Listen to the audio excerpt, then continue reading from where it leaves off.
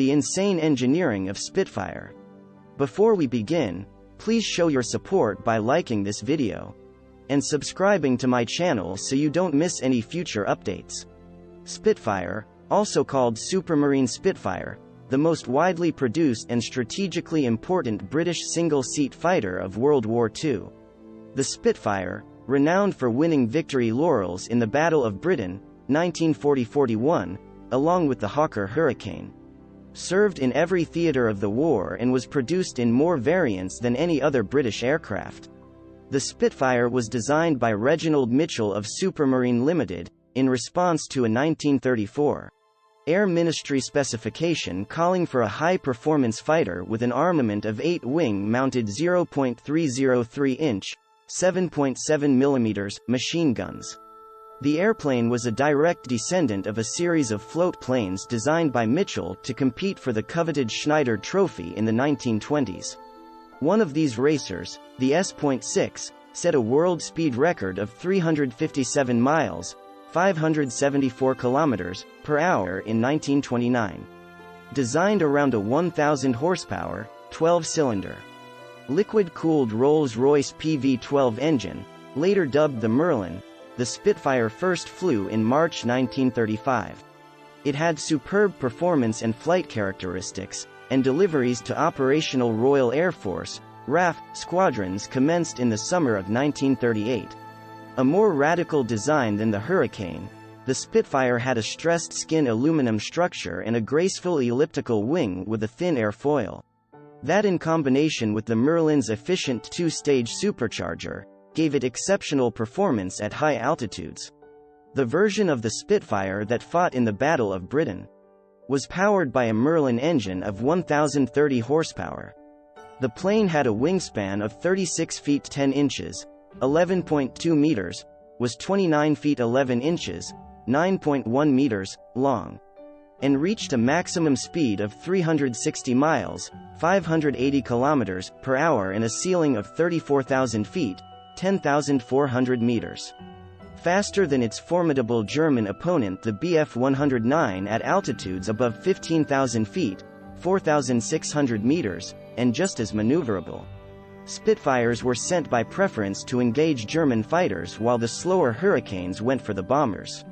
More Hurricanes than Spitfires served in the Battle of Britain, and they were credited with more kills. But it can be argued that the Spitfire's superior high-altitude performance provided the margin of victory. Meanwhile, Supermarine was developing more capable versions of the Spitfire driven by progressively more powerful Merlins. The 8 0.303-inch machine guns gave way to 4 0.8-inch, 20 automatic cannons. And by war's end the Spitfire had been produced in more than 20 fighter versions alone, powered by Merlins of up to 1,760 horsepower. Though outperformed by the German FW-190 upon that aircraft's introduction in 1941, the Spitfire restored parity the following year and eventually regained the advantage. It remained a first-line air-to-air fighter throughout the war. Spitfires were used in the defense of Malta, in North Africa and Italy, and fitted with tailhooks and strengthened tail sections, as Seafires from Royal Navy aircraft carriers from June 1942.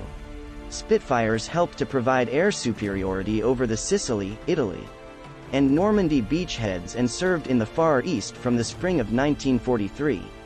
Fighter-bomber versions could carry a 250 or 500-pound, 115 or 230 kilogram bomb beneath the fuselage and a 250-pound bomb under each wing.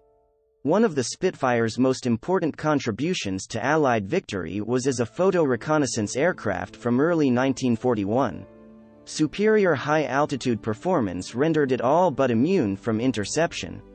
And the fuel tanks that replaced wing-mounted machine guns and ammunition bays gave it sufficient range to probe Western Germany from British bases. In late 1943, Spitfires powered by Rolls-Royce Griffon engines developing as much as 2,050 horsepower began entering service. Capable of top speeds of 440 miles, 710 kilometers per hour and ceilings of 40,000 feet, 12,200 meters, these were used to shoot down V-1 buzz bombs. During World War II, Spitfires were exported in small numbers to Portugal, Turkey, and the Soviet Union. And they were flown by the U.S. Army Air Forces in Europe. When production ceased in 1947, 20,334 Spitfires of all versions had been produced, 2,053 of them Griffin-powered versions.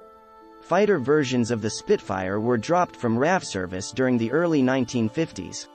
While photo reconnaissance Spitfires continued in service until 1954. What do you think about our list? Tell us in the comment section below.